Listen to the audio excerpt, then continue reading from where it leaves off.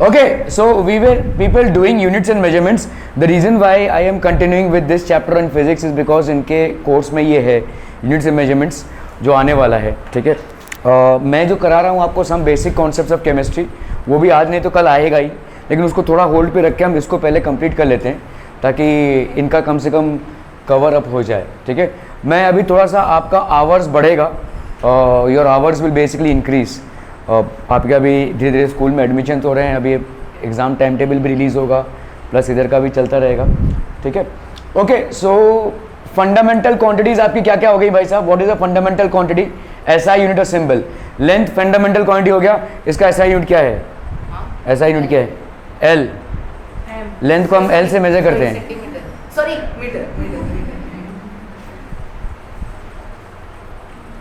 Okay. दूसरा हो गया आपका मास, इसका एसआई हो गया kilogram, that is KG. Time का हमेशा सेकेंड्स ही रहेगा। थर्मोडायनेमिक टेम्परेचर, इसको हम थर्मोडायनेमिक टेम्परेचर बोलते हैं, मतलब टेम्परेचर ही है बेसिकली। फ़ारेनहाइट या सेल्सियस में मेजर नहीं होता है, ये केल्विन में मेजर होता है, ठीक है। और कभी भी आप देखो, जैसे हम एक चीज़ का ध्यान रखना, ठीक है, आप कभी भी जैसे लिखते हैं डिग्री सेंटीग्रेड या डिग्री फ़ारेनहाइट, ऐसा आप डिग्री केल्विन नहीं लिखेंगे, ठीक है। You will always right kelvin, ठीक है, केल्विन। और केल्विन होता क्या है? केल्विन इज इक्वल टू जितना भी आपका डिग्री सेंटीग्रेड का टेम्परेचर होगा प्लस उसमें क्या कर देंगे आप 273.15 या 273 भी कर सकते हैं, ठीक है। जैसे अगर मैं बोलूं आपको 27 डिग्री सेंटीग्रेड, तो केल्विन में कितना हो जाएगा बोलो? 27 प्लस 273, तो ये हो गया अप्रॉक्सीमेटली कितना भाई साहब? आपका 300 केल्विन, ठीक है, 300 केल्विन हो गया। तो केल्विन में टेम्परेचर डिग्री में नहीं लिखेंगे हम। खैर, ये हो गया थर्मोडायनेमिक टेम्परेचर का क्या? Kelvin. Okay, amount of substance क्या हो जाएगा भाई साहब? मोल, ठीक है। 1 mole of a substance, 1 mole of a substance, इसका आपने केमिस्ट्री में पढ़ा है, स्टोइकियोमेट्री में। 1 मोल ऑफ अ सब्सटेंस, जैसे 1 mole of oxygen will be equal to how much? इसका वेट कितना हो जाएगा बोलो? 1 mole of oxygen will be 2 × 16, that is 32 grams. And how many molecules will it contain? It will contain 6.023 × 10⁻23 molecules. How many atoms will it contain?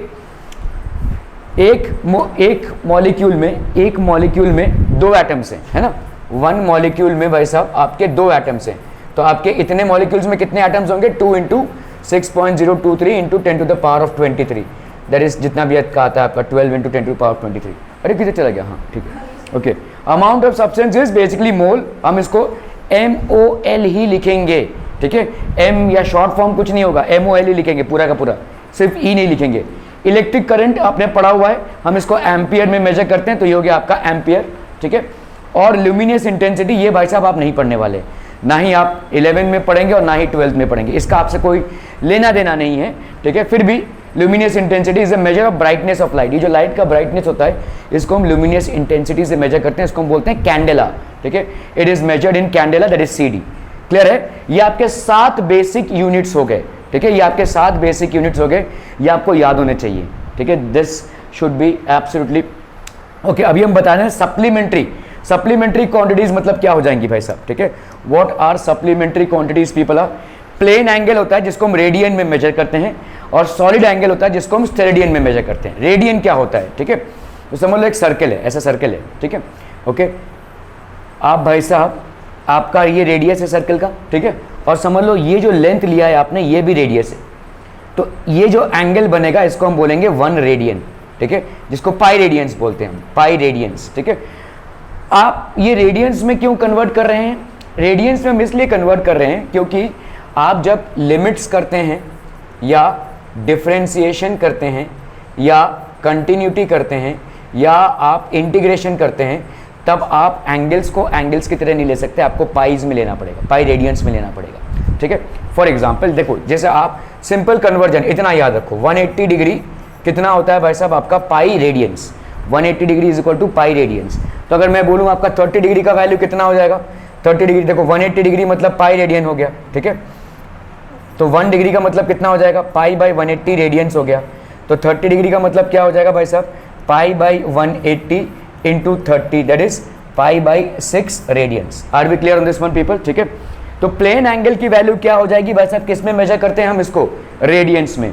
Solid angle को किस में major करते हैं हम? स्टेरेडियंस में। ठीक है। सॉलिड एंगल क्या होता है? ठीक है, देखो प्लेन एंगल क्या हो गया, देखो ये वाला एंगल, 30 डिग्री को आप ऐसे एक्सप्रेस कर सकते हैं, 60 डिग्री को आप कैसे एक्सप्रेस कर सकते हैं बोलो, पाई बाई 180 इंटू 60, तो आपका भाई साहब 3, तो ये हो गया आपका पाई बाई 3 रेडियंस। ठीक है, तो ये चक्कर समझ में आ रहा है। सॉलिड एंगल बेसिकली क्या होता है, इससे भी आपका बहुत कम वास्ता होता है, लेकिन सॉलिड एंगल जैसे समझो आपका कोई एक स्फीयर है, बॉल है, अभी ये बॉल, लट्टू देखा है तुमने, लट्टू जो घूमता है ऐसा, ठीक है, तो लट्टू कैसा होता है, देखो इसकी ऐसा मुंडी होती है और ये ऐसे होता है ना भाई साहब लट्टू, ठीक है, तो ऐसा लट्टू है और ये जो एंगल सबसेंड कर रहा है इसको हम बोलते हैं सॉलिड एंगल, 3 डायमेंशनल एंगल है। ठीक है, ये वाला जो इसके पहले आपने पढ़ा, ये वाला एंगल आपका 1 डायमेंशनल है, 2 डायमेंशनल है, लेकिन ये वाला एंगल आपका 3 डायमेंशनल है। तो ये लट्टू की मुंडी है, ये आपका ऐसा एंगल जो ये सबसेंड कर रहा है, इसको हम बोलेंगे सॉलिड एंगल। ठीक है, इसको मेजर करते हैं स्टेरेडियंस में। आपका फिजिक्स में बहुत ज़्यादा पाला पड़ने वाला है इससे भी ऑब्वियसली, इससे तो रहेगा ही, इससे भी। ठीक है, अमाउंट ऑफ अ सब्सटेंस कहीं कहीं पे अगर कंबाइंड क्वेश्चन आ गया, इससे भी बहुत ज़्यादा पाला पड़ने वाला, ये आप नहीं पढ़ेंगे, ये आप पूरे 11th 12th में नहीं पढ़ेंगे। ठीक है, सो दिस इज समथिंग, इससे भी बहुत ज़्यादा पाला पड़ने वाला, ये शायद नहीं आएगा, ये इट्स इमटेरियल। थोड़ा बहुत 1-2 सवाल अगर आ गया तो आ गया, बट हार्डली कोई सवाल आएगा। ठीक है, तो जो यूनिट्स आपके नेसेसरी हैं, जिनको जानना बहुत ज़रूरी है, वो ये हैं, और ये आपके 7 क्या हो गए भाई साहब, फंडामेंटल क्वांटिटीज़, और 2 आपके सप्लीमेंट्री क्वांटिटीज़ हैं। 7 fundamental quantities, length, mass, time, thermodynamic, temperature, amount of substance, electric current and luminous intensity, which are measured in metre, KG, second, kelvin, ये केल्विन के जो होगा वो कैपिटल में होगा। ठीक है, mole, ampere A capital, candela C D, plane angle is measured in radians and solid angle is measured in radians. अरे नहीं चाचा, प्लेन एंगल मतलब मैं आपको बता रहा हूँ कि पाई रेडियंस क्या होता है, इसके लिए मैंने आपको ये बोला। ठीक है, ये आपका अगर ऐसा होता है तो इसकी वैल्यू होती है 1 रेडियन, इसको हम बोलते हैं 1 रेडियन। ठीक है, 1 रेडियन की वैल्यू ये हो गई। ठीक है, कोई भी एंगल, जैसे 30 डिग्री एंगल है तो इसको आप क्या लिखेंगे, 30 बाई 180 रेडियंस। ठीक है, तो मतलब कितना हो गया भाई साहब आपका, ठीक है, pi by 6 radians, pi by 6 radians. कोई भी एंगल को आप ऐसे एक्सप्रेस करते हैं।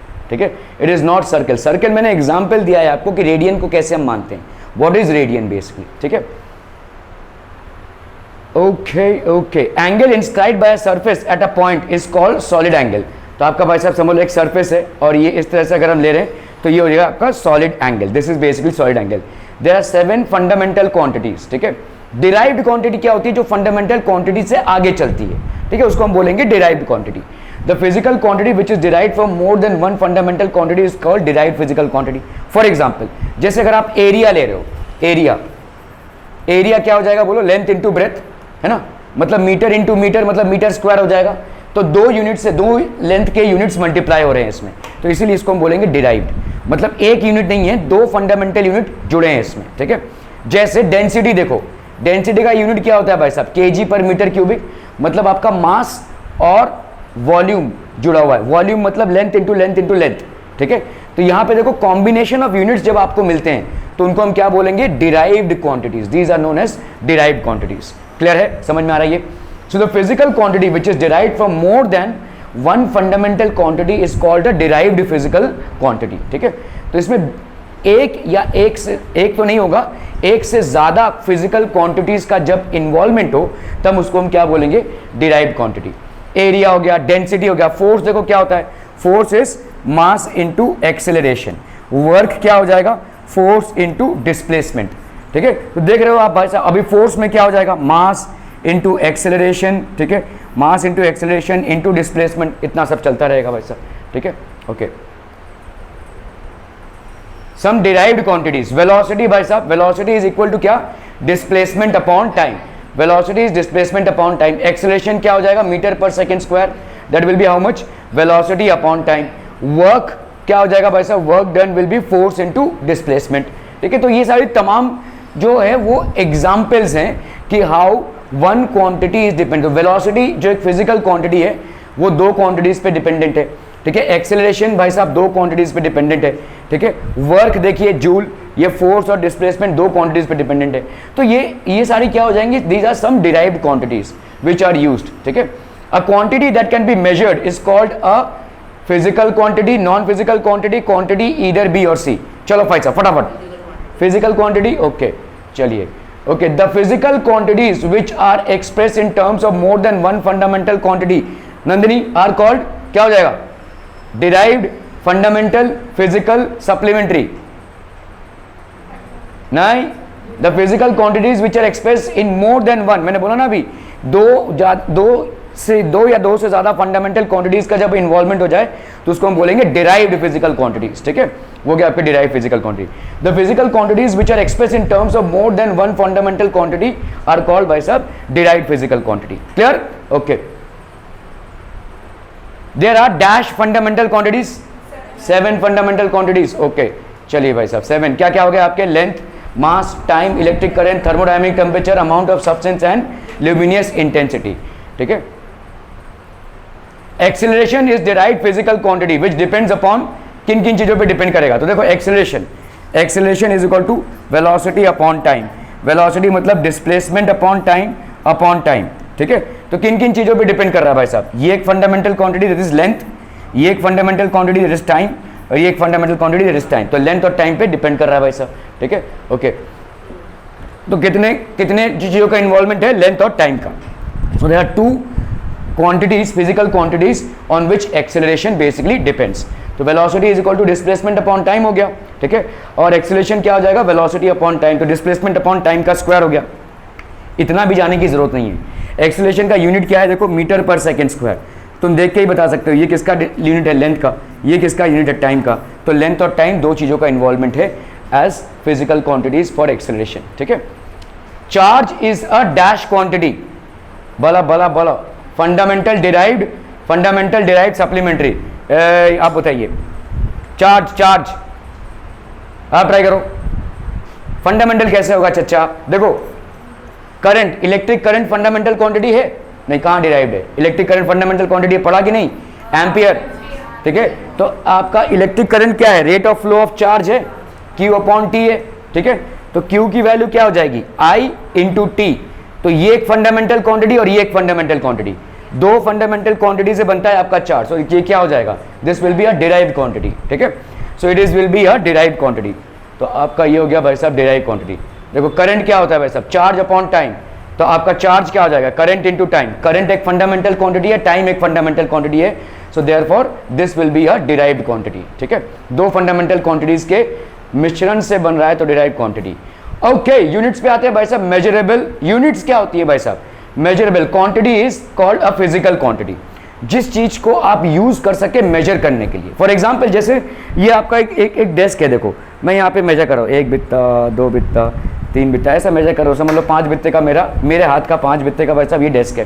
ठीक है, आपके हाथ का वही सेम होगा नहीं, इनके हाथ का सेम नहीं होगा। ठीक है, तो ये क्या हो जाएगा, फिर डिफरेंसेस आने लगेंगे।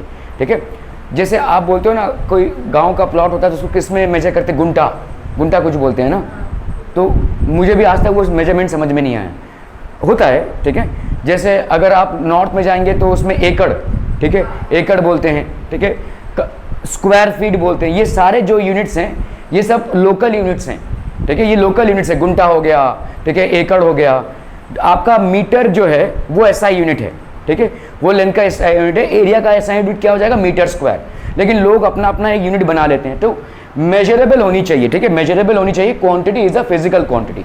ठीक है, तो measurable quantity is a physical quantity. Mass, length, time, area, force, pressure, ये जितनी भी आपको फिजिकल क्वांटिटीज दिख रही हैं, इनको आप किसी ना किसी स्केल से मेजर कर सकते हैं, and hence they are known as measurable quantities. ठीक है, okay. A physical quantity is magnitude into unit, है ना भाई। अगर मैं बोलूं कि भाई साहब आप अपने घर से आए, यहाँ पे कितना डिस्टेंस कवर किया आपने, 100 मीटर्स का डिस्टेंस कवर किया, तो ये 100 क्या हो गया, मैग्नीट्यूड, और ये मीटर क्या हो गया, यूनिट। ठीक है, तो आपने लेंथ कवर किया, डिस्टेंस कवर किया। डिस्टेंस एक फिजिकल क्वांटिटी है, और डिस्टेंस को आप कैसे माप रहे हैं भाई साहब, मैग्नीट्यूड प्लस यूनिट। ठीक है, this will be magnitude into unit. Okay, example, distance is equal to 25 kilometre. It actually means 25 times magnification of 1 kilometre. मतलब 1 किलोमीटर को 25 बार लिखोगे तो 25 किलोमीटर होगा, है ना। सो 1 किलोमीटर को आप, इफ दिस इज 1 किलोमीटर, तो 1 किलोमीटर 1 किलोमीटर 1 किलोमीटर ऐसे मल्टीप्लाई करते जाओ तो 25 किलोमीटर का डिस्टेंस हो गया। तो ये वाला पार्ट आपका क्या हो गया, मैग्नीट्यूड, और ये वाला क्या हो जाएगा भाई साहब, यूनिट। तो किसी भी फिजिकल क्वांटिटी को हम ऐसे लिखते हैं, एन और यू। एन मतलब हो गया आपका न्यूमेरिकल पार्ट या मैग्नीट्यूड, एंड यूनिट। ठीक है, कोई भी फिजिकल क्वांटिटी आपकी एन यू से एक्सप्रेस होती है। न्यूमेरिकल पार्ट मतलब हो गया आपका 25 और यूनिट पार्ट हो गया आपका भाई साहब किलोमीटर्स, ठीक है।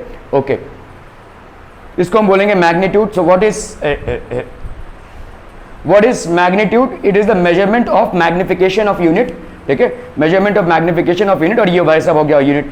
Unit standard reference which is used for measurement of a physical quantity. किसी भी फिजिकल क्वांटिटी के मेजरमेंट में यूनिट लगेगा।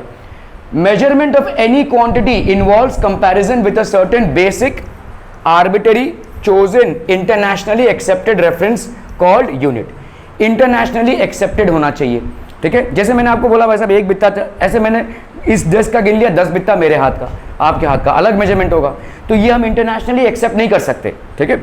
जैसे अगर मैं फुट बोलूं, फुट बेसिकली आता कहां से है, ठीक है, where is it coming from? England के कोई महाराजा थे जिनके जूते के साइज को फुट माना गया, तो वही तब से वो फुट चला रहा है। तो इसीलिए ब्रिटिश सिस्टम में फुट पाउंड सिस्टम होता है, और ब्रिटिश के जो लोग कॉलोनीज थे एक टाइम पे, वहां पे भी फुट को इस्तेमाल किया जाता है। लेकिन रशियन कोई इंसान फुट समझेगा नहीं, अमेरिकन कोई फुट समझेगा नहीं, जहां पे ब्रिटिश कॉलोनीज नहीं थी वहां पे नहीं समझ में आएगा, ठीक है।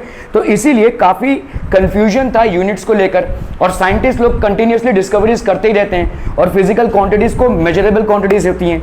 अगर आपने भाई साहब कोई डिस्कवरी की और एक पर्टिकुलर क्वांटिटी को एक पर्टिकुलर यूनिट में एक्सप्रेस किया, दूसरे देश का साइंटिस्ट उसको समझ ही नहीं पाएगा, उस थियरम को वेरीफाई नहीं कर पाएगा, ठीक है, या उसका फायदा ही नहीं उठा पाएगा। तो इसीलिए there was a convention, Geneva में एक कॉन्फ्रेंस हुआ जहां पे इंटरनेशनल कम्युनिटी के साइंस के लोगों ने बोला कि भाई we will have certain designated physical units for certain physical quantities, ठीक है। तो इन्हीं को हम बोलते हैं भाई साहब यूनिट्स। तो ये आपका इंटरनेशनली एक्सेप्टेड, ये इंटरनेशनली एक्सेप्टेड को हम क्या बोलते हैं भाई साहब? SI, standard international. Internationally accepted को हम क्या बोलेंगे? Standard international. The units for the fundamental quantities are called fundamental units. Fundamental quantities 7 हैं आपके। The units of all other physical quantities can be expressed as combination of the fundamental units and are called as derived units. इनको हम बोलेंगे भाई साहब derived units, ठीक है। Unit in some wrong ways units were considered where physical quantities used to be measured. तो length was measured with the help of hand, जैसे मैंने आपको बोला भाई साहब, कभी कभी कहीं पे ऐसा भी यूज होता था, ये एक, ठीक है, ये दो ऐसे करके भी यूज होता था, ठीक है। सो ये एक रफ मेजरमेंट है और ये एक इनएक्यूरेट मेजरमेंट भी है, ठीक है। Okay, so length was measured with the help of hand, तो ऐसे भी हम मेजर करते थे, but all hands are slightly of different sizes, ठीक है, ऑब्वियसली। तो क्या होगी भाई साहब? डिस्पैरिटी होगी, ठीक है। आपके हाथ के लेंथ का दूसरे हाथ के लेंथ से डिस्पैरिटी हो जाएगी, okay. But what if short and very tall person walks, ठीक है। जैसे अगर मैं बोलूं कि भाई साहब यहाँ से, जैसे आप यार्ड्स गिनते हैं ना, जो पिच होती है 22 यार्ड की होती है क्रिकेट में, आप देखते हैं बॉलर्स लोग ऐसे गिनते हैं, वैसे अब जब रनअप लेते हैं तो ऐसा गिनते हैं ना, 10 कदम जाकर रनअप रिटर्न करेंगे। If you notice, fast bowlers लोग क्या करते हैं, उनका एक स्टाइल होता है भाई साहब, 10 कदम तक वो रनअप लेंगे, तो अपने 10 कदम का रनअप ले रहे हैं। अभी भाई साहब कोई दूसरा आया तो उसका 10 कदम का माप कुछ और होगा, ठीक है। So people who are tall, obviously their leaps would be far different than people who are short, ठीक है। तो ये एक मतलब यूनिफॉर्मिटी या सिमिलैरिटी नहीं रहेगी, ठीक है। But what if a very short and tall person walks, तो 1 league is to distance covered in 1 hour by walking. तो ये इसको हम मानते थे 1 लीग, तो एक इंसान से 1 घंटे में बाई वॉकिंग जितना डिस्टेंस कवर होता था, इसको प्रीवियसली माना जाता था 1 लीग, और इसको एज अ यूनिट इस्तेमाल किया जाता था।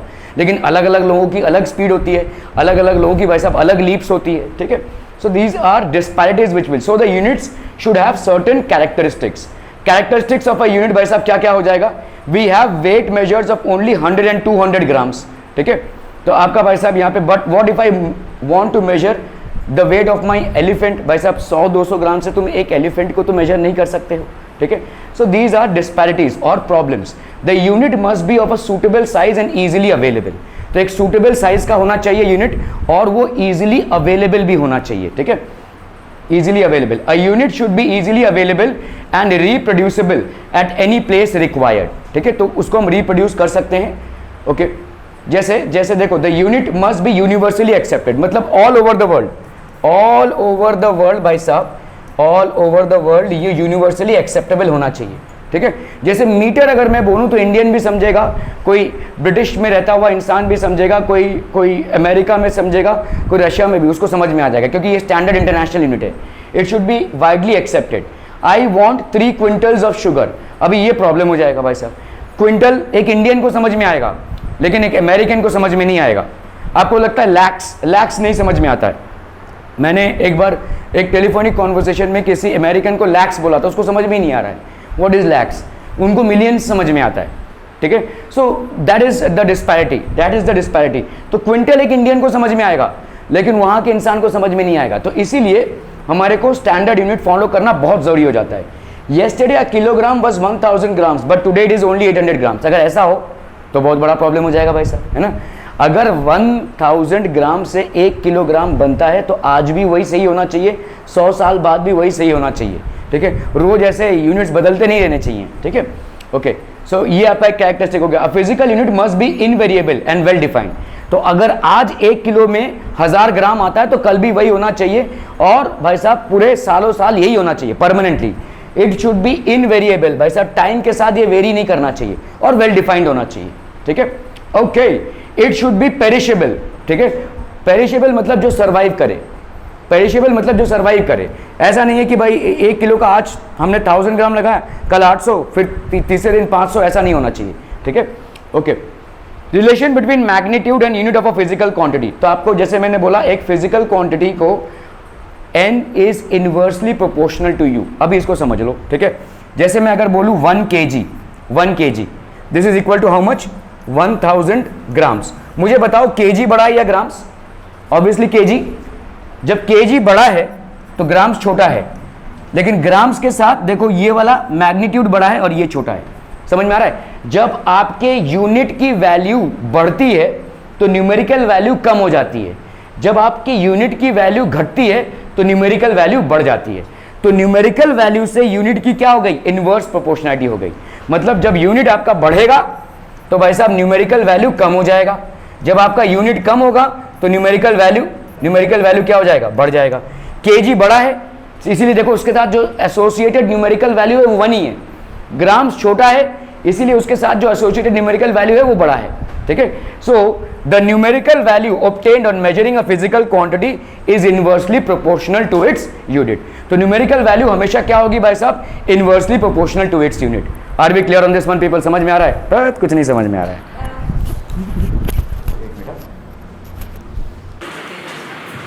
ओके, तो आपका यहाँ पे देखो नंबर और यूनिट्स, ये आपके क्या होंगे, इनवर्स प्रोपोर्शनलिटी होगी। ठीक है, मतलब न्यूमेरिकल वैल्यू इंक्रीज होगी तो यूनिट की वैल्यू कम हो जाएगी, यूनिट की वैल्यू बढ़ेगी तो न्यूमेरिकल वैल्यू कम हो जाएगी। सिंपल देखो, आपने देखा यहाँ पे। ठीक है, kg से भाई साहब ग्राम हो गया तो यूनिट की वैल्यू क्या हो गई, कम हो गई, और 1 से 1000 हो गया भाई साहब, न्यूमेरिकल वैल्यू बढ़ गया। Are we clear to this one people? समझ में आ रहा है? Okay okay okay. तो इसीलिए हम क्या बोलते हैं, n1 u1 is equal to n2 u। मतलब क्या हो गया, 1 kg is equal to 1000 grams. क्या ये मामला समझ में आ रहा है? 1 kg is equal to 1000 grams. Are we clear this one people? एक मिनट उसमें आंसर। ओके, तो आपका n1 u1 is equal to n2 u। क्या ये समझ में आ रहा है भाई साहब? किसी भी फिजिकल क्वांटिटी में n1 u1 will be equal to n2 u। Are we clear on this one? ठीक है, okay. Where n1 and n2 are the numerical values and u1 and u2 are the units of same physical quantity in different systems। तो कहीं पे भाई साहब आपने एक फिजिकल क्वांटिटी मास का यूनिट सिस्टम क्या लिया हुआ है, kg, और कहीं पे आपने लिया हुआ है ग्राम्स। तो n1 u1 will be equal to n2 u। Are we clear on this one? ठीक है, okay। Dash is a standard used for measurement of physical quantity। ठीक है, derived quantity, fundamental quantity, unit और quantity। तभी unit, okay। So unit will be the correct answer। System of units, अभी आप देखो भाई साहब, various system of units। तो आपका पहला आ गया foot pound system. Foot pound system वहाँ पे यूज होता था जहाँ पे ब्रिटिशर्स लोग फुट पाउंड सिस्टम यूज करते थे। ठीक है, तो यहाँ पे आपका फुट मतलब आपको लेंथ को हम मेजर करते हैं फुट में। ठीक है, पाउंड मतलब मास को हम मेजर करते हैं पाउंड में, और टाइम को हम मेजर करते हैं सेकेंड्स में। ठीक है, तो जो भी ब्रिटिश कॉलोनीज हुआ करती थी, आज की तारीख में भी कहीं कहीं पे फुट पाउंड सिस्टम चलता है। जैसे हमारे यहाँ पे भी वैसे हम बोलते हैं ना, फ्लैट है 1300 स्क्वायर फुट का। अभी यही चीज़ आप किसी रशियन को बोलेंगे तो समझ में नहीं पाएगा। ठीक है, क्योंकि वहाँ पे लोगों ने कभी फुट सिस्टम यूज़ ही नहीं किया। हम आज भी ये यूज़ करते हैं, हालांकि एसआई सिस्टम में इसको मान्यता प्राप्त नहीं है। ठीक है, तो जैसे अगर आप बोलोगे देखो कभी कभी देखो वेट्स में लिखा रहता है 2 LB ऐसा लिखा रहता है, देखो 4 LB, LB मतलब पाउंड हो गया, ठीक है। तो इसका मतलब जिस कंट्री में फुट या पाउंड सिस्टम यूज हो रहा है वो कभी ना कभी ब्रिटिश एम्पायर का पार्ट रहा, ठीक है। तो फुट पाउंड सिस्टम यूज होता था। CGS सिस्टम, तो फुट का जैसे मैंने आपको बोला, there was a king who decided that on the measurement of his shoe size the foot system would be there, ठीक है, foot system would be there। अरे चाचू बोला तो मैंने, इससे आपको कोई मतलब नहीं है, ये चीज आप यूज नहीं करेंगे, नहीं होता है, आपको ये नहीं मिलेगा। जहाँ पे होगा ना मैं क्वेश्चन को बता दूंगा, तुम्हारे क्वेश्चंस बहुत इररिलेवेंट है sir. I am again telling you, your questions are there but your questions are very irrelevant, जो टॉपिक से रिलेटेड नहीं है बिल्कुल भी। कहीं भी आपको बोला नहीं जाएगा कि पाउंड को इसमें कन्वर्ट करो, okay. Foot pound system, CGS system आपका हो गया सेंटीमीटर, ग्राम एंड सेकेंड, ठीक है। MKS सिस्टम मतलब क्या हो जाएगा भाई साहब, आप लेंथ को मेजर कर रहे हैं मीटर में, मास को मेजर कर रहे हैं किलोग्राम में, और टाइम को मेजर कर रहे हैं सेकेंड्स, ठीक है, ओके। CGS सिस्टम में देखो सेंटीमीटर, ग्राम और टाइम, सेंटीमीटर लेंथ का यूनिट हो गया, ठीक है, मास का यूनिट हो गया ग्राम, और टाइम का यूनिट हो गया भाई साहब सेकेंड, ठीक है। MKS सिस्टम में क्या हो जाएगा, length will be measured in metre, mass will be measured in kilogram and time will be measured in second. इस CGS और MKS में ज़्यादा करके कन्वर्जन आपका आएगा, फुट पाउंड सिस्टम का कन्वर्जन नहीं आता। यहाँ पे जो आता है वो मैं आपको बता दूँगा, ठीक है। फुट पाउंड सिस्टम में भाई साहब लेंथ को फुट में मेजर करते हैं, मास को पाउंड में, और टाइम को सेकंड में मेजर करते हैं, ठीक है। तो but when the scientist used to meet internationally they had a problem. कहीं पे भाई साहब फुट पाउंड सिस्टम में मेजर हो रहा है, कहीं पे CGS, कहीं पे MKS चल रहा है, कहीं पे भाई साहब CGS चल रहा है, तो साइंटिस्ट लोगों में बड़ा कंफ्यूजन हो गया भाई साहब, ठीक है। Because they used to meet in international conferences and they used to discuss about all the inventions and discoveries that have happened recently। और इन inventions और discoveries में physical units का involvement था, physical units का involvement था, physical quantities का involvement था, तो obviously physical units का भी involvement था।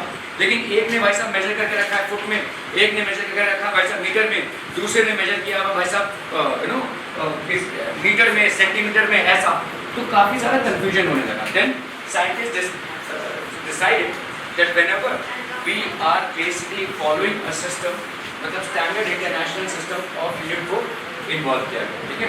So now we will have standard units for particular।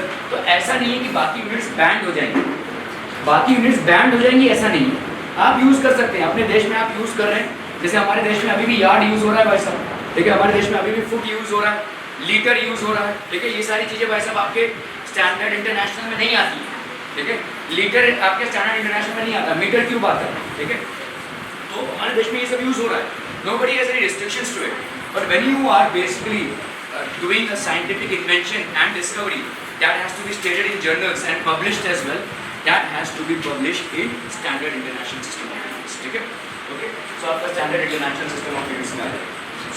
सो ये कंफ्यूजन दूर करने के लिए भाई साहब with different system of units, so they finally came to a conclusion by general conference on weights and measures which happened in 1971 for international usage in scientific, technical, industrial and commercial world at France, ठीक है। तो जितना भी आपका देखो commercial में ऐसा नहीं है कि जो यूनिट्स हम यूज कर रहे हैं सिर्फ साइंटिफिक का ही हो, कमर्शियल यूज के लिए। जैसे अगर मैं बोलूँ 1300 स्क्वायर फुट, ठीक है, आप समझ में आ जाएगा आपको, क्योंकि हमारे लिए देखो ये 2.5 लाख स्क्वायर फुट, तो 1300 स्क्वायर फुट का एरिया आप एक इमेजिन कर लेंगे, ठीक है। लेकिन एक अमेरिकन इसको इमेजिन नहीं कर पाएगा, या रशियन नहीं समझ पाएगा, ठीक है। तो इसीलिए सिर्फ साइंटिफिक वर्क के लिए ही नहीं, सारी चीज़ों के लिए। जैसे आप देखो कि ओलंपिक्स में हम ये नहीं बोलते कि 100 फुट का रेस, 100 मीटर का रेस बोलते हैं, वहाँ पे भाई साहब एक इंटरनेशनल मीट है, पीपल और sportsman from different parts of the world are basically participating in it, so they will be following the standard international system of units। आप बोलेंगे यहाँ तो कोई साइंस नहीं, यहाँ तो गेम्स है, लेकिन वहाँ पे भी जो यूनिट्स आप इस्तेमाल करेंगे फॉर मेजरमेंट्स, ठीक है, वो भी आपके क्या हो गया स्टैंडर्ड इंटरनेशनल, ठीक है। सो साइंटिफिक हो गया या टेक्निकल हो गया, इंडस्ट्रियल या कमर्शियल वर्क, ठीक है, इन सब के लिए हमारा एक standard international system of units है, ठीक है। जैसे अगर आप भाई साहब ओलंपिक में मतलब वो क्या कहते हैं ये फेंक रहे हैं, जैवलिन फेंक रहे हैं, ठीक है, तो आपका वो जो मेजरमेंट होगा that will be in metres, ठीक है। आपने अगर एक 100 मीटर का रेस जीता तो कितने टाइम में जीता, that will be in seconds, उससे आपका स्पीड निकलेगा। तो ये सारी तमाम चीजें होंगी, ठीक है। Okay, so called system, this system was called as the international de unit, that is SI, standard international जिसको हम बोलते हैं, ठीक है, स्टैंडर्ड इंटरनेशनल बोलते हैं इस system. Okay, which of the following is a characteristic of unit? The unit must be universally accepted, ठीक है, it must B invariable and well defined. समझ में आ रहा है? यूनिवर्सली एक्सेप्टेड मतलब पूरे विश्व में उसका एक्सेप्टेंस होना चाहिए, सबको मालूम होना चाहिए। वैसा अगर मैं आपको 1 मीटर बोल रहा हूँ तो आपको अंदाजा होना चाहिए कि 1 मीटर कितना होता है। अगर किसी अमेरिकन को मैं 1 मीटर बोल रहा हूँ तो उसको भी अंदाजा होना चाहिए, they should be knowing 1 metre कितना है, ठीक है। तो ये यूनिवर्सल एक्सेप्टेंस की जरूरत है भाई साहब, it must B invariable and well defined. अगर इंडिया में भाई साहब 1 मीटर 1000, ठीक है, लेट्स से 1 kg 1000 ग्राम्स होता है, तो सेम चीज अमेरिका में भी है और सेम चीज आपका रशिया में भी है। ऐसा नहीं कि वहाँ पे 1 kg में 800 ग्राम हो जाएंगे, ऐसा नहीं होगा। तो इट विल बी इनवेरिएबल, मतलब कोई वेरिएशन नहीं आएगा, ठीक है, एंड वेल डिफाइंड, भाई साहब पूरा पूरा वेल डिफिनेशन होगा। एक चीज मैं आपको बता देता हूँ, हर यूनिट का डेफिनेशन है और वो डेफिनेशन मैं आपको कराने नहीं वाला, वो आपको रखना पड़ेगा, ठीक है। मीटर का डेफिनेशन है, ठीक है, तो इसमें समझने का कुछ है नहीं, अल्टीमेटली वो आपको रखना पड़ेगा। आपका एक चैप्टर सीबीएसई में जो है वो फिजिकल वर्ल्ड का है, एकदम एक फालतू सा चैप्टर है, क्यों है मुझे भी नहीं मालूम, ठीक है, उसमें क्या पढ़ते हैं मुझे भी नहीं समझ में आता है, उसका कोई लॉजिक नहीं है, ठीक है, but then it is there, तो आपको वो पढ़ना पड़ेगा। उसके नोट्स मैं आपको भेज दूंगा, if you want I have actually covered that chapter, लेकिन उसमें कुछ बहुत सब्सटैंशियल कवर के लिए नहीं है। I will again if I get the time I will cover it, लेकिन उसमें आपको रखना ही पड़ेगा। इसी तरह से इन यूनिट्स में जितना भी आपको रखना पड़ेगा मैं आपको बता दूंगा कि वैसा मीटर का एक डेफिनेशन है, ठीक है, आपका वैसा सेकेंड्स का एक डेफिनेशन है। तो ये कुछ फंडामेंटल यूनिट्स के डेफिनेशंस हैं जो ना आपको समझ में आएगा और जो ना ही मैं आपको समझा पाऊँगा, ठीक है, लेकिन उसको आपको रखना पड़ेगा। जो रखना है वो रखना है, फिजिक्स में आपको रखना नहीं है लेकिन कुछ जगह पे करना पड़ेगा, ठीक है। So it must be of suitable size and easily available. तो suitable size and easily available मतलब जैसे आपका दिखाया गया यहाँ पे, मतलब अगर आप 200 ग्राम मेजर करना चाहते हो तो भी अवेलेबल हो, और अगर 50 किलो 50 टन अगर आप करना चाहते हो तो भी अवेलेबल हो। So it should be measure, ठीक है, easily available. All the above क्या हो जाएगा आगे से, जल्दी से बताओ क्या हो जाएगा? ऑल द अबव, ओके चलो सवाल। आपने जैसे बोला ना फिजिकल वर्ल्ड रखना पड़ेगा, नहीं पड़ेगा, क्योंकि हम लोग फिजिक्स के बारे में बताया था उम्मीद हो गया, अच्छा किया उम्मीद कर दिया, एकदम फालतू चैप्टर था वो, मतलब उसको मैं पढ़ाने जाऊँ भी तो मैं उसमें कुछ वो नहीं मिलता था मुझे, कभी कुछ साइंटिस्ट का नाम आ जाएगा, एकदम बकवास चैप्टर है वो, ठीक है। खैर अगर उम्मीद हो गया तो बेलन दो। आपने बोला था आपके उसमें तो देखा नहीं मैंने फिजिकल नहीं है उड़ा लिया ना मैं वो दरवाजा खोल के रखो ना। Okay, standard unit is a necessary, a standard unit is a necessary for the sake of accuracy, convenience, uniformity, all of the above। Tanvi जल्दी बोलो ऐसा, standard unit all of the above, accurate होना चाहिए, convenient होना चाहिए and all of the above भी होना चाहिए, ठीक है। ओके accuracy भी होनी चाहिए, convenience भी होना चाहिए, uniformity भी होना चाहिए, equal justice to all। Okay thank you हो गया रे, अरे बाबा थैंक यू हो गया रे। ओ बाबूजी कैसे हैं? डाला है नाम डाला आपने, ओके चलिए देखते हैं भाई साहब हम यहाँ पे units and measurements, rules for using symbols of SI units, ठीक है। तो rules for using symbols of SI unit, full names of units even if they are named after scientist should be written with initial capital letter. अगर आपने भाई साहब कोई scientist का नाम चुना है, ठीक है, तो आपका भाई साहब यहाँ पे क्या हो जाएगा, full names of units even if they are named after some scientist should not be written with initial capital letter। तो हम यहाँ पे initial capital letter से इसको नहीं चुनेंगे, ठीक है। Example Newton but not Newton, ठीक है। अगर आप वैसा लिख रहे हैं 10 न्यूटन लिख रहे हैं, आप 10 न्यूटन लिख रहे हैं तो ऐसे लिखेंगे, लेकिन अगर आप शॉर्ट फॉर्म में लिख रहे हैं तो 10n लिखेंगे, ठीक है। शॉर्ट फॉर्म में अगर आप लिख रहे हैं तो 10n लिखेंगे, ओके। छोटी छोटी चीजें, symbols for a unit named after a scientist should have a capital letter. अगर किसी साइंटिस्ट के नाम पे आपका यूनिट है, अगर किसी साइंटिस्ट के नाम पे आपका यूनिट है, इनके बाजू में बैठिए,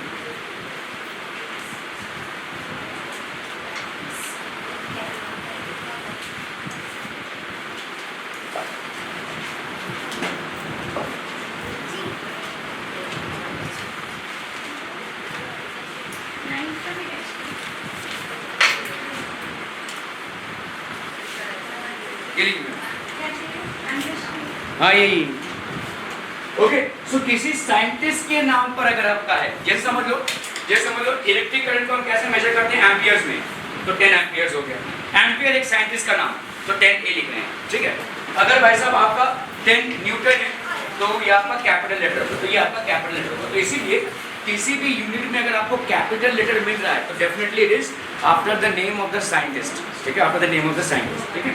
okay, example N for Newton, W for what. अगर आप देखोगे भाई साहब हम एनर्जी को किस में मेजर करते हैं, वॉट्स में मेजर करते हैं, ठीक है। तो ये वॉट्स एक्चुअली जेम्स वॉट के बाद है, ठीक है। एम्पियर भी साइंटिस्ट का नाम था, ठीक है। तो this is basically capital A हम इस्तेमाल करते हैं। Punctuation mark should not be used after the symbol of unit. मतलब अगर आप 100 kg लिख रहे हैं तो 100 kg लिखेंगे ऐसे, kg ऐसे नहीं लिखेंगे, ठीक है। So no punctuation marks to be used. Symbol for unit should not take plural form, जैसे न्यूटन्स नहीं हो जाएगा, 100 न्यूटन ही रहेगा, ठीक है। 100 न्यूटन बट नॉट 100 ns, ऐसा नहीं लिखेंगे, ठीक है। 50 मीटर्स नहीं होगा, 50 मीटर, ठीक है, but not 50 metre, and also not FMTS। बहुत जगह पे ऐसे आप लिख देते हैं, बट दिस इज रॉन्ग, ठीक है। आप यूनिट्स को कभी भी प्लूरल फॉर्म में नहीं लिखेंगे, कितना भी बड़ा यूनिट रहने दो, आप उसको प्लूरल फॉर्म में कभी नहीं लिखेंगे, ठीक है। ना ही आप शॉर्ट फॉर्म में प्लूरल फॉर्म में लिखेंगे और ना ही लॉन्ग फॉर्म में, ठीक है।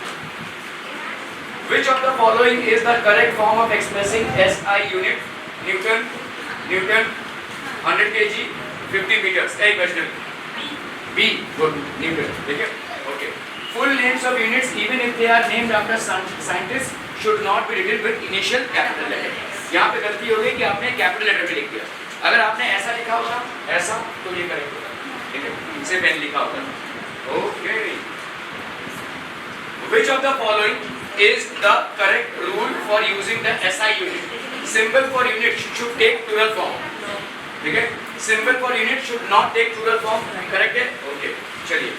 Punctuation marks should not be used after the symbol of unit. Should be used है कि should not be used होगा? Should not be used। चलिए भाई साहब। The small letter is used when symbol of unit is expressed after the name of the scientist। ये भी गलत है भाई साहब। जब आप साइंटिस्ट के नाम पे कर रहे हैं तो आप कैपिटल लेटर यूज करते हैं, क्लियर है? तो आपका यहाँ पे लेने का राइट कौन सा हो जाएगा? B. Okay. Measurement of length, ठीक है। Measurement of length, we are familiar with some direct methods for the measurement of length, ठीक है। Example, a metre scale is used for length, ठीक है। तो मीटर स्केल का भाई साहब 10⁻³ मीटर टू 10⁻² मीटर होता है। A screw gauge in the stereometer can be used to measure the length. Screw gauge क्या होता है, I will let you know. मेरे पास एक स्क्रू गेज है, भी मैं आपको प्रैक्टिकल डेमोन्स्ट्रेशन में आपको बता दूंगा। वर्नायर कैलिपर्स भी आता है, स्क्रू गेज भी होता है। सो इसमें आपके प्रैक्टिकल्स भी हैं और प्लस IIT और नीट लेवल पे इस पे सवाल भी बनते हैं। So we will have a separate class about how to use these things, ठीक है। ये आपके प्रैक्टिकल्स में भी आते हैं। स्क्रू गेज को आप कैसे इस्तेमाल, स्क्रू गेज बेसिकली आपका ऐसा एक इंस्ट्रूमेंट होता है, ऐसा, ठीक है। This is like this. और वर्नायर कैलिपर्स भी ऐसा एक कैलिब्रेटेड स्केल रहता है और इसमें ऐसे वर्नायर कैलिपर्स, राइट, दोनों साइड पे नंबर्स रहते हैं।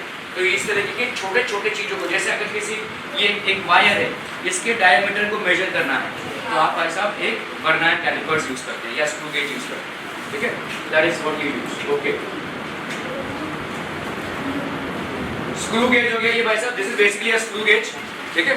This is a screw gauge and this is basically vernier caliper. तो ये अलग अलग चीजें हैं जिसको आप भाई साहब यूज करते हैं in order to measure length, ठीक है। You use them to measure length. Okay, a vernier calipers is used to measure the length to an accuracy of 10⁻⁻⁴ meter। देखो ये vernier calipers है, ठीक है। These are basically vernier calipers।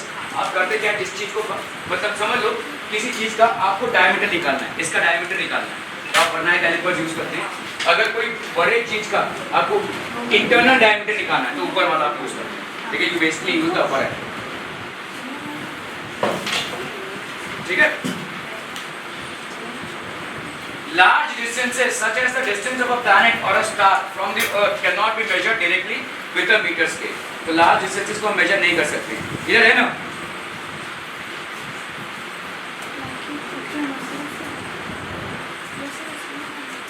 तो paper देखिए एक बारी पेपर दे रहा है, नहीं इधर बैठे छोटी सी थोड़ी जगह कर दो।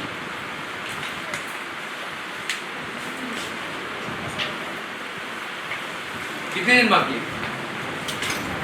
पे करूँ यहाँ पे एक जन को बैठाओ ना, यहाँ पे, अरे यहाँ पे बैठाओ सीधा। सारी लाली इधर जाना है शांति मंदिर।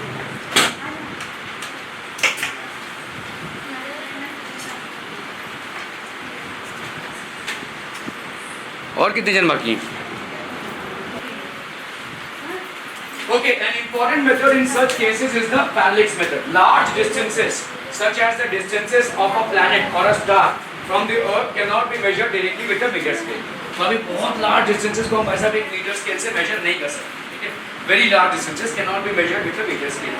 So an important method in such cases is the parallax method. अब ये parallax method कैसा होता है? मतलब देखो किसी मून या किसी डिस्टेंस स्टार या किसी प्लैनेट की डिस्टेंस को आप ऐसे मेजर नहीं कर सकते, ठीक है?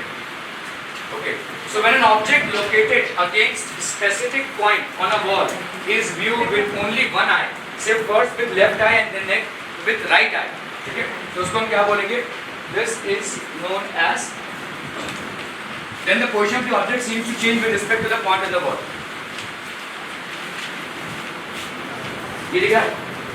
एक आंख बंद करो, अभी दूसरा आंख बंद करो, पोजीशन चेंज हो रही है, कोई भी चीज ऐसे लगो, देखो आप ऐसे देख रहे हो उसको, अभी ऐसे देखो, आपको पोजीशन चेंज दिखेगा, इट विल हैपन, देखिए इट विल हैपन बिकॉज आपका एंगल चेंज हो रहा है। यहाँ पे खड़े होकर कोई फायदा है? थोड़ा बाहर खड़े रहिए ताकि हम दरवाजे को बंद कर सके और एसी का इफेक्ट मिल सके। थैंक यू सो मच, थोड़ा बहुत ब्रेन सप्लाई कर लीजिए जीवन में। ओके, हाँ, ये जब हम लोग लाइक अपना क्लोज और ऊपर करते हैं तो वो पोजीशन चेंज करते तो उसका जो एंगल भी होगा वो भी चेंज होगा। एंगल आपका चेंज हो जाएगा ना, क्योंकि आपका आंखों का एंगल चेंज हुआ है ना। देखो ये या ऐसे एंगल जा रहा था ऐसे, अभी भाई साहब आपने इसको बंद करके इसको चालू किया तो आपकी आंखों का एंगल चेंज हुआ है, इसीलिए देखो ये चीज अपने पोजीशन से हिली नहीं है, ठीक है? इसको ऑब्जेक्ट जब हम लोग दूसरा लाइक एक आई क्लोज करते हैं तो दूसरा वाला ओपन करते हैं तो वो मूव शिफ्ट हुआ होगा, लाइक वो ऑब्जेक्ट शिफ्ट होता है वैसे दिखता है।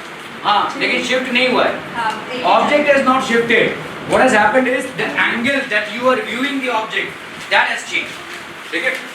आप ट्रेन से जा रहे हैं, ट्रेन से आपके सामने यहाँ पे एक पेड़ है, आप जब इस पोजीशन में तो पेड़ ऐसे दिख रहा है, जब आप भाई साहब आगे निकल गए तो पेड़ पीछे छूट जा रहा है, पेड़ हिला है कि आपने पोजीशन से नहीं, यू हैव चेंज, ठीक है? आपका व्यूइंग एंगल चेंज हो गया है। तो इसी तरीके से जब आप ऑब्जेक्ट को लोकेट कर रहे हैं specific point on the wall is viewed with only one eye, say first with the left eye and then next with the right eye, the position of the object seems to change. Position object की change नहीं हुई, आपकी viewing angle change हो गई है, ठीक है? The angle of viewing has changed, ठीक है? इनका स्टेट बोर्ड है। क्या वो एक साल कितना बेटर हो? एक सेकंड और किसको देना है? अच्छा ये Okay, so next with the right eye, then the position of the object seems to change with respect to the point on the wall. आपको ऐसा लग रहा है कि भाई साहब उस ऑब्जेक्ट का पोजीशन चेंज हो गया है, लेकिन एक्चुअली पोजीशन चेंज नहीं हुआ है। देखिए उस ऑब्जेक्ट का पोजीशन चेंज नहीं हुआ है, आपका व्यूइंग एंगल चेंज हो गया है, ठीक है? वो दीदी पुलिस में ले जाएंगी भाई। शक्ल जी का इसका नहीं लगा। Okay, this is called the parallax method. इसको हम बोलते हैं भाई साहब parallax method. The distance between 2 point observations is called the basis. ठीक है? 2 points, the distance between the 2 points of observation. इसको हम क्या बोलते हैं भाई साहब? basis. The distance d of far away planet P is measured by observing it from 2 different places on the earth. तो यही लॉजिक हम अप्लाई कर रहे हैं। देखो समझो, ये आपका एक planet है, ठीक है? अर्थ से आपने पहले इस पॉइंट से मेजर किया, इस पॉइंट से मेजर किया, तो इन डिस्टेंसेस को मेजर करें। The distance d of far away planet p is measured by observing it from 2 different places on the earth, say A and B, which are separated by a distance b. तो इनका भाई साहब separation of distance कितना है? b, ठीक है? और हम इसको व्यू करने की कोशिश करते हैं। तो लेट्स से देखो आपका ये A और ये B, ये A और B दो डिफरेंट प्लेसेस ऑन अर्थ हैं which are separated by distance b, और लेट्स से ये प्लैनेट p है, ठीक है? which is at a distance d and which is at a distance d from here. क्या समझ में आ रहा है? जो हमारे आंखों में हम इस्तेमाल कर रहे थे कि बस हम एक आंख बंद करके इसको देख रहे हैं, फिर एक आंख बंद करके इसको देख रहे हैं, वही सेम लॉजिक यहाँ पे भी अप्लाई करें। We are applying the same logic out here, okay? तो समझ लो ये वाला एंगल हो गया आपका थीटा, तो ये हो गया आपका s, ठीक है? थीटा हो गया ये, okay? So the angle theta between two directions along which the planet is viewed at the 2 points is measured, which is called parallax angle or parallactic angle. जिसको हम क्या बोलेंगे? Parallax angle or parallactic angle. ठीक है? Since theta is small, AB cannot be considered as the arc of length b of a circle with center at P and distance b as radius. ठीक है? तो जैसे once the distance d of a planet is determined, the diameter d and the angular size of the planet can be estimated by the same method. ठीक है? तो जैसे देखो भाई साहब यहाँ पे b की वैल्यू भाई साहब क्या हो गई? d theta. ठीक है? b की वैल्यू मतलब क्या है? देखो ऐसे समझो, ये समझ लो अर्थ में एक पॉइंट a है और ये समझ लो अर्थ में एक पॉइंट b है. ठीक है? और लेट्स से यहाँ से इस प्लैनेट का डिस्टेंस जब हम a से मेजर कर रहे हैं, ए से इस प्लैनेट को मेजर कर रहे हैं, हमारे अलग अलग डिवाइसेस से हम इसको मेजर कर सकते हैं. ऐसा नहीं कि भाई साहब हम एक स्केल लेके मेजर करेंगे इसको. So we will use certain telescopes which will give us the reading कि हमारा कितना डिस्टेंस है. तो लेट्स से ये वाला डिस्टेंस कितना है? d. ये वाला डिस्टेंस भाई साहब कितना है? d. और लेट्स से ये वाली एंगल कितनी है तुम्हारी? थीटा. तो तुम्हारा ये जो डिस्टेंस है b, this distance b will be equal to d theta. Are we clear on this one people? This distance b will be equal to d theta और d is equal to b by theta. d is equal to b by theta. ठीक है? Are we clear on this one people? Okay. Two diametrically, time कितना है sir? Time कितना है? उधर ही बैठी वो यहाँ पे विजिट बैठा है. Two diametrically opposite points M and N of a planet are viewed through telescope from point A on the Earth. The angle alpha between the two directions viewed is measured. Then by considering Mn as the arc of the length d of a circle with center A and distance A, we can write, हम यहाँ पे क्या लिख सकते हैं भाई साहब? d is equal to d alpha और alpha जो angle है that will be equal to d upon d. So let's have this estimation of very small distances. अगर बहुत छोटे distances हैं आपके, ठीक है? Very small sizes like the size of a molecule can be measured by special microscope called tunneling microscope. जैसे आपके भाई साहब sizes जैसे वो साबुन साहब आए उनको दे दीजिए. तो आपके टनलिंग माइक्रोस्कोप होते हैं जिससे आप बहुत छोटे छोटे ऑर्गेनिजम्स का साइज वगैरह मेजर करते हैं. ठीक है? The size of the molecules can be estimated by a simple method as explained below. To determine molecular size of oleic acid, diluted solution of oleic acid in alcohol of concentration C is prepared. Concentration मतलब आपका molarity हो सकती है, molarity हो सकती है, normality हो सकती है, तमाम चीजें हैं. ठीक है? Lycopodium powder is spread on the surface of the water taken in a drop. ठीक है? N drops of prepared solution, each of volume we are put in the water. The drops spread into a thin, large and roughly circular film of molecular thickness on the water surface. The diameter of the thin film is measured to its area A. ठीक है? The thickness T of the film is nothing. ये आपका नहीं आएगा. ठीक है? आपके course में नहीं है. पर फिर भी देखो थिकनेस क्या हो जाएगा? NB मतलब कितने आपके N मॉलिक्यूल्स हो गए? V upon A. Volume of the film upon area of the film. ठीक है? वो आप करते हैं ना, देखो सोप वाटर में डुबो के पुट करते हैं जो, तो वैसा ही वाला चीज है. ठीक है? This is what is happening. Okay, large distances such as distance of a planet or a star can be measured with the help of a meter scale, Vernier calipers, screw gauge or parallax method. So this will be parallax method. Okay, this will be parallax method. Large distances such as distances of a planet or a star from the Earth cannot be measured directly with a meter scale. Parallax method is basically used. Okay. Okay. Size of a molecule can be measured by microscope, simple microscope, compound microscope, tunneling microscope. यहाँ पर आपका tunneling microscope हो जाएगा. Very small sizes like that size of a molecule. जैसे आपका भाई साहब कोई कंपाउंड है, उसके मॉलिक्यूल का साइज क्या होगा? ठीक है? So very small sizes like size of a molecule can be measured by special microscopes called tunneling microscopes. Okay? Range of lengths. Range of lengths. The size of the objects we come across in the universe vary over a very wide range. ठीक है? Size of the object vary from the order 10 raised to -14 metre to 10 raised to 26 metre. इतने छोटे sizes से लेकर इतने बड़े sizes की measurement होती है. ठीक है? इतने बड़े साइजेस की मेजरमेंट होती है. The size of the measurable objects can be anywhere मतलब 10 raised to 14 मीटर मतलब 1 by 1 2 3 ऐसा करते करते भाई साहब 14 तक. ठीक है? और 10 raised to 26 मतलब 1 2 ऐसा करते करते भाई साहब 26 times 0. ठीक है? तो बहुत छोटे छोटे ऑब्जेक्ट से लेकर बहुत बड़े बड़े ऑब्जेक्ट्स की मेजरमेंट की जरूरत पड़ती है, ठीक है। तो size of the object vary from the order of 10⁻⁻14 metre to 10⁻26 metre. So there is a huge variation in the size of the object that we need to measure. There we also use certain special length units for short and large lengths. ठीक है, जैसे जैसे Fermi, 1 fermi metre जिसको हम बोलते हैं, 1 fermi metre, ठीक है। ये भाई साहब कितना हो जाएगा 1 fermi, so this is equal to 10⁻⁻15 metre, ठीक है। ये बहुत स्मॉल, 1 एंगस्ट्रॉम, इसको हम ऐसे लिखते हैं, देखो 1 एंगस्ट्रॉम, ये कितना हो जाएगा 10⁻10 मीटर, ये हो जाएगा 1 एंगस्ट्रॉम, ठीक है। ओके, और क्या हो जाएगा भाई साहब आपका 1 एस्ट्रोनॉमिकल यूनिट, ठीक है। 1 एस्ट्रोनॉमिकल यूनिट बोलते हैं एवरेज डिस्टेंसेस, तो यहाँ पे हो गया भाई साहब इसकी वैल्यू 1.496, अप्रॉक्सीमेटली 1.5 ले लेते हैं इसको, ठीक है, into 10⁻11 metre, that will be approximately 1.5 into 10⁻11 metre, 1 astronomical unit, ठीक है। Okay, 1 light year distance travel by light in 1 year होता है ये 1 लाइट ईयर, ठीक है। दिस विल बी 9.46 इंटू 10⁻15, ठीक है, दैट इज 3 इंटू 10। अगर आप देखोगे भाई साहब तो ये यही काफ़ी है, 9.46 इंटू 10⁻15 मीटर। 1 पार्सेक, ये भी बहुत बड़ा यूनिट है, 3.08 इंटू 10⁻16 मीटर होता है, ठीक है। So what is parsec? Basically it is the distance at which average radiations of the Earth's orbit subtends an angle of 1 arc per second, ठीक है। Range and order of length, size of the object or distance, size of proton, ये देखो proton का size कितना है 10⁻15 metre. एक proton जो एक एटम के अंदर होता है, एटम के अंदर आपका इलेक्ट्रॉन होता है, न्यूक्लियस होता है, प्रोटॉन होता है, ठीक है। तो एक प्रोटॉन का साइज इज अप्रॉक्सीमेटली वो 10⁻15 मीटर, जिसको हम क्या लिख सकते हैं, वो 1 फर्मी भी लिख सकते हैं।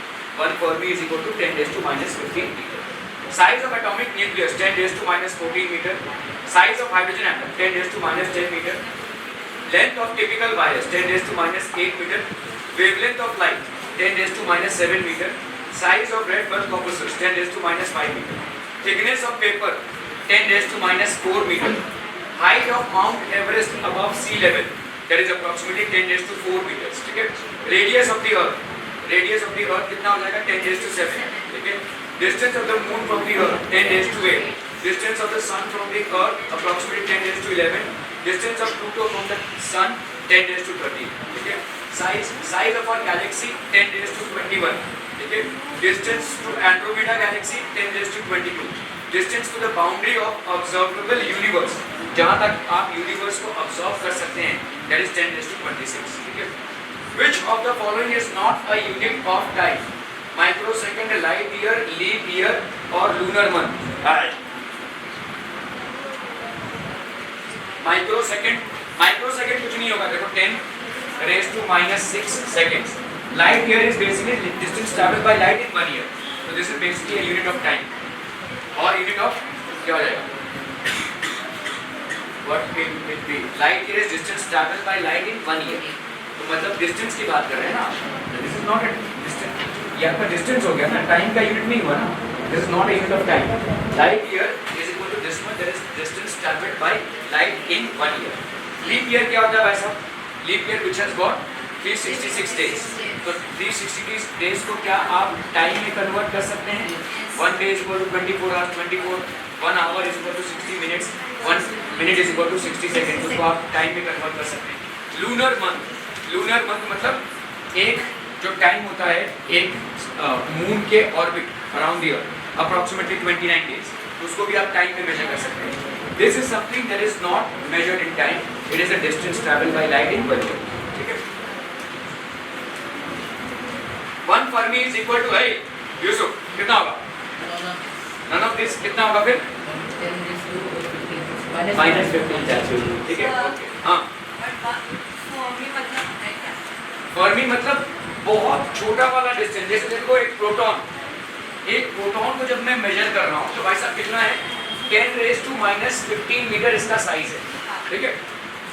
अभी कहीं कहीं पे आप मतलब जैसे जब आप पढ़ रहे हैं, ठीक है, तो आप जैसे 10⁻15, अभी जैसे यूसुफ देखो बोल रहा था तो उसने गलती से पहले क्या बोला 10⁻15 जो उल्टा हो जाता, ठीक है। तो ये ह्यूमन एरर्स बहुत लाजमी है, हो ही सकता है, ठीक है। तो मतलब जैसे यूसुफ ने बोला 10⁻15 और इमीडिएटली इसने करेक्ट करके बोला क्या 10⁻15, ठीक है। जब आप लिख रहे हैं पढ़ रहे हैं तब भी आप ये गलतियां कर सकते हैं, राइट। तो इसीलिए फॉर सेफर साइड हमने बोल दिया 1/4, वरना हम लिखते जरूर हैं 10⁻15 मीटर, लेकिन 1/4 में आप गलती नहीं करें, ठीक है। उसमें गलती नहीं है, वो फर्मी है तो उसका मतलब हमको मालूम ही है, जहाँ पे 1/4 लिखा रहेगा उसका मतलब हमको मालूम ही है 10⁻15 मीटर, क्योंकि 10⁻15 का तो प्लस हो गया तो पूरा उल्टा हो जाएगा वैसे, ठीक है। तो एक कहाँ एक छोटा सा प्रोटॉन का साइज और कहाँ भाई साहब अर्थ और जेट से डिफरेंट प्लैनेट का डिस्टेंस, ठीक है, तो वो गड़बड़ हो जाएगा। तो इसीलिए हमने फर्मी मीटर लिखा है, otherwise 10⁻15 is more than enough, ठीक है। अभी देखो ये कैसे गलत हो गया, तो 1 फर्मी कितना होता है, देखो 10⁻15 मीटर है ना वैसे, ये हो गया 1 फर्मी मीटर, ठीक है। अभी आप एंगस्ट्रॉम की बात करो, 1 एंगस्ट्रॉम ये कितना होता है 10⁻10 मीटर। अगर मैं इन दोनों को डिवाइड करूं, डिवाइडिंग 1/2 सिंपल, तो 1 फर्मी मीटर अपॉन 1 एंगस्ट्रॉम, बच्चा बाड़ी कितना हो जाएगा 10⁻15 मीटर अपॉन 10⁻10 मीटर, लिख सकते हैं, बोलो ऐसा लिख सकते हैं, मीटर कैंसिल हम, ठीक है। यहाँ पे 10⁻15 माइनस 10, तो ये हो गया कितना 10⁻5, तो 1 fermi metre upon 1 angstrom is equal to 10⁻5, फिर मीटर कैंसिल हो गया, तो 1 फर्मी मीटर भाई साहब कितना हो गया 10⁻5 angstrom.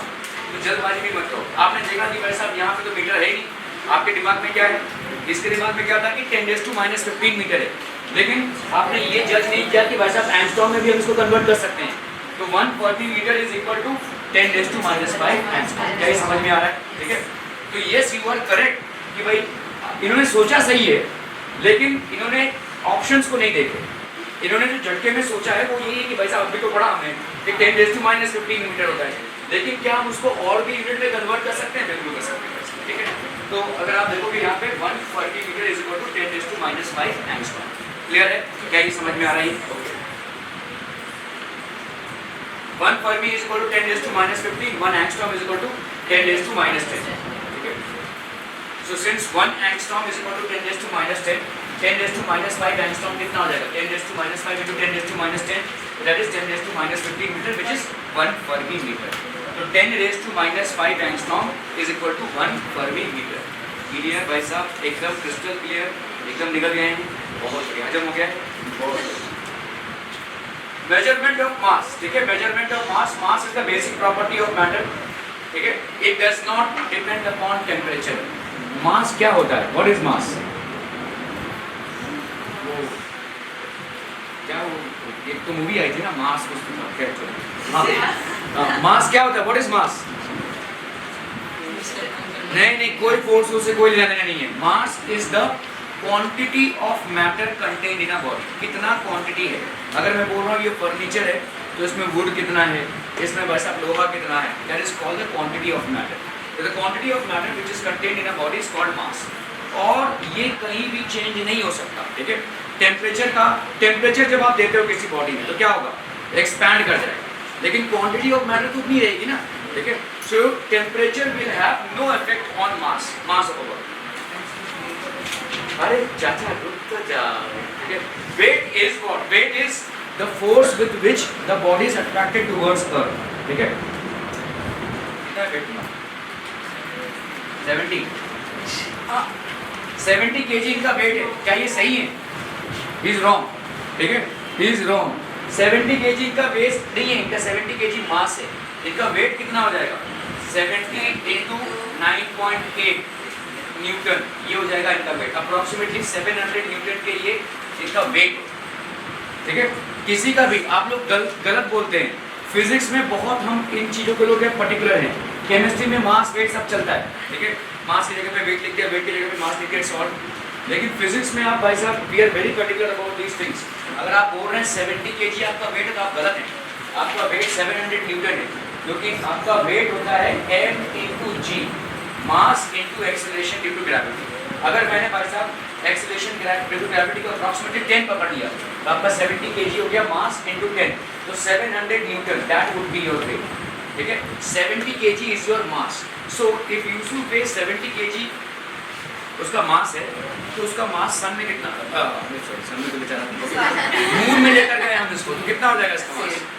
Mass will remain the same. Quantity of matter, whatever Yusuf is made up of, all that flesh, body और blood जो जिससे भी बना है, ठीक है, जो जिससे हमारी बॉडी बनी होती है, उसका quantity of matter कितना है? 70 kg है. That is going to remain the same. Whether he is on Earth, whether he is going to Moon, any other planet, उसका मास सेम ही रहेगा, ठीक है, क्वांटिटी ऑफ मैटर, ठीक है, आर बी क्लियर? लेकिन उसका वेट अलग अलग जगहों पे अलग अलग हो जाएगा। अर्थ में उसका वेट अलग रहेगा, मून में उसका वेट अलग रहेगा, and so on. So weight is what the force with which the body is attracted towards earth, mass is what the quantity of matter content in a body. क्या ये समझ में आ रहा है? ठीक है, okay. Mass is the basic property of matter, ठीक है। इसमें मेजर करते हैं pressure, location of object in space. तो टेम्परेचर से मास पे कोई असर नहीं पड़ता, प्रेशर से भी मास पे कोई असर नहीं पड़ता, ठीक है। Location of the object in space, कहीं भी डालो, जैसे अभी हमने यूसुफ का एग्जांपल लिया, on earth also his mass will be 70 kg, on moon also his mass will be 70 kg, on any other planet also his mass will be 70 kg। तो ना ही टेम्परेचर का इन्फ्लुएंस मास पे होगा, ना ही प्रेशर का इन्फ्लुएंस मास पे होगा, और ना ही लोकेशन ऑफ द ऑब्जेक्ट का मास पे कोई असर होने वाला है। Are we clear? बिल्कुल क्लियर है, बहुत सरल। The SI unit of mass is kilogram. मास का SI यूनिट पैसा क्या हो गया? Kilogram. The prototypes of the International Bureau of Weights and Measurements are available in many other labs. In India, this is available in National Physical। तो ये prototypes मतलब क्या होते हैं? आपने ये कभी किसी रियल एस्टेट की दुकान पे आप गए, रियल एस्टेट किसी इस पे गए, तो वहाँ पे देखो एक जो बिल्डिंग बनने वाली है, हाँ। उसका एक मतलब वो बना के रखते हैं, देखो, हाँ, मॉडल बना के रखते हैं, उसको हम बोलते हैं प्रोटोटाइप। तो दिखाते हैं कि देखिए ये बिल्डिंग ऐसी बनेगी, ये इसका स्ट्रक्चर रहेगा, ठीक है। तो यू गेट एन आइडिया कि आपका बिल्डिंग कैसे बनने वाला है, ठीक है। तो इंडिया में भी जितने भी आपके international bureau of weights and masses जो है, ठीक है, the prototypes of the international bureau of weights and masses, कैसे, ये समझो मीटर कैसा है, प्लैटिनम इरिडियम अलॉय में डिस्टेंस को नहीं समझना है, ठीक है। मीटर जो है वो दो प्लैटिनम इरिडियम अलॉयज में जो डिस्टेंस है उसको हमने मीटर माना है, और वो इंटरनेशनल ब्यूरो ऑफ वेट्स में रखा हुआ है, उसका ये एक प्रोटोटाइप इंडिया में भी रखा हुआ है। तो in case you want to know where are these units coming from, आपके दिमाग में बहुत ज़्यादा हलचल है अगर, तो आप दिल्ली में जाकर इस प्लेस को विजिट करके देख सकते हैं कि कैसे मीटर आया है, कैसे लेंथ डिफाइन हुआ है, कैसे केजी डिफाइन हुआ है, तो you can get a fair idea, ठीक है, okay. So these prototypes are placed there, इनके प्रोटोटाइप्स वहाँ पे प्लेस्ड हैं। Kilogram and gram are inconvenient units for measurement of mass of atom और मॉलिक्यूल्स। भाई साहब एटम मतलब छोटे छोटे, वहाँ पे क्या किलोग्राम आप यूज़ करेंगे और क्या ग्राम यूज़ करेंगे, एटम का मास कितना होगा, छोटा सा, ठीक है। इन दिस केस इसीलिए हम थोड़ा थोड़ा अलग अलग यूनिट्स यूज़ करते हैं, हालांकि, ठीक है। तो यूनिफाइड एटॉमिक मास यूनिट जिसको हम AMU बोलते हैं, ठीक है, जिसको हम ऐसे भी लिखते हैं, ठीक है। जैसे कार्बन का जब आप बोल रहे हैं ना, एक कार्बन एटम का मास कितना है, 12 AMU, 12 एटॉमिक मास, ठीक है, ये हो जाएगा 12 एटॉमिक मास। अभी ये 12 एटॉमिक मास यूनिट मतलब एक एटॉमिक मास यूनिट की वैल्यू कितनी है, 1 AMU या 1 mu, this is equal to 1.66 into 10⁻⁻27 kg। Are be clear to this one? People समझ में आ रही है? बहुत बढ़िया। Commonly mass can be measured with a common balance. Common balance मतलब तराजू में। क्यों? बताइए लॉजिक क्या है? तराजू में क्यों आप मास को मेजर कर सकते हैं? अच्छा हाँ, वो सब ऐसा बीम बैलेंस, हाँ, क्यों उसमें क्यों मेजर कर सकते हैं? ये तराजू है, हाँ हाँ ठीक है, ये तराजू है, ठीक है, हाँ। ये इसके सपोर्ट हमने यूसुफ को इसमें बैठा दिया। अभी यूसुफ को बैलेंस करने के लिए मुझे यहाँ पे वेट कितने का रखना पड़ेगा? 70 kg, ठीक है, ओके। सो यूसुफ का मास वेट कितना होगा? Weight is the force with which earth is attracting his body, ठीक है। तो यहाँ पे हो जाएगा m into g। यूसुफ का जो भी मास है 70 into g, ठीक है। यहाँ पे हमने लोहा रखा है, लोहे का बट्टा रखा है, तो लोहे के बट्टे का मास कितना है? 70, और इस पे कितना वेट लगेगा, मतलब कितना फोर्स लगेगा? 17 kg। तो ये दोनों बैलेंस हो गए। तो ये इक्वल टू हम ऐसा लिख सकते हैं, G और G कैंसिल हो गया। तो यूसुफ का मास अगर आपको नहीं मालूम है, लेट्स से M है, तो M की वैल्यू क्या हो गई बोलो? 70 kg। ऐसे हम निकालें। समझ में आ रहा है ये? ठीक है। तो इसका मतलब क्या हो रहा है, आपका एक्सेलरेशन ड्यू टू ग्रेविटी का जो फैक्टर है दोनों में कैंसिल आउट है। इसीलिए आप मास को बीम बैलेंस में मेजर करते हैं। ठीक है, मास को आप बीम बैलेंस में मेजर करते हैं। आपके घर में कभी रद्दी वाला आया है? ओके, रद्दी वाले के पास क्या देखा है आपने जब वो मेजरमेंट करता है? एक ऐसा स्प्रिंग बैलेंस रहता है, ठीक है, ऐसा रहता है वैसा, वो रद्दी को इसमें डालता है, बस से मेजर करता है। ठीक है, ये क्या है? ये एक स्प्रिंग बैलेंस है। ये स्प्रिंग बैलेंस बेसिकली आपको क्या मेजरमेंट दे रहा है? ये आपको वेट का मेजरमेंट दे रहा है, क्योंकि इस चीज पे क्या लग रहा है? फोर्स ड्यू टू अर्थ लग रहा है, mg लग रहा है। ठीक है, वहां पे भी mg लग रहा है, लेकिन mg इस साइड का और mg इस साइड का, ये g और g कैंसिल हो जाएंगे। ठीक है, इसीलिए आपको जो मेजरमेंट मिलेगा वो मास का मेजरमेंट मिलेगा। ठीक है, that will be basically measurement of mass. Are we clear on this? मतलब पीपल समझ में आ रहा है? Large masses in the universe like planets, stars, etc., based on Newton's law of gravitation, can be measured by gravitational method. ठीक है, आपने 9th में देखो पढ़ा था एकदम ताज़ा वैसा, Newton's law of gravitation क्या होता है? F is equal to G m1 m2 upon r का स्क्वायर। ठीक है, ये होता है ना Newton's law of gravitation, आपने 10th में पढ़ा था, थोड़ा ताज़ा रहेगा। F is equal to G m1 m2 upon r का स्क्वायर, where mass m1 और m2 हो गए, और this is basically the distance between two bodies. ठीक है, so large masses in the universe like planets, stars, etc., based on Newton's law of gravitation, can be measured by universal gravitational method.